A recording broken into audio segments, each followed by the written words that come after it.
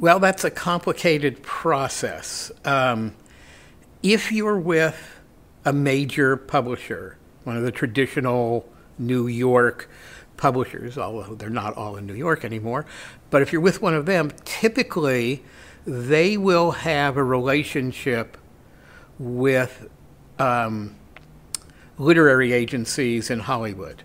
Or if you have an agent as an author, your agent may have a tie to an agency in Hollywood, either as an individual or the agency your agent is affiliated with may have a tie. So you can push them, the publisher or the agent, to reach out to their partners and say, hey, consider this book, and send them all the marketing materials they might have for it.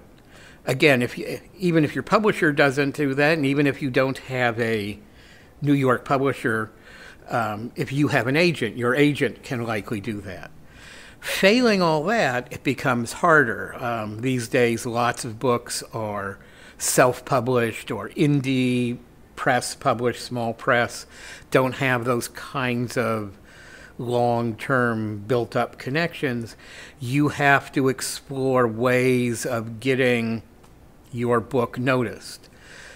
Some of that is reviews. If you can get good reviews in the places that get notoriety. To some extent, things like Goodreads are all, and similar organizations, are all perused by the Hollywood agencies and the Hollywood studios. And if you can get a lot of good press, if you can get a New York Times review or, USA Today or all those kinds of things, those are all looked at by the studios. What's out there, what's getting traction among people, they'll look at those. Again, failing that, you have to see if you can find, if you can meet people at studios, if you can communicate with them, if you can find a famous actor or director who you happen to know or who is a fan of your work, then maybe you can go that way and say, hope they'll be interested.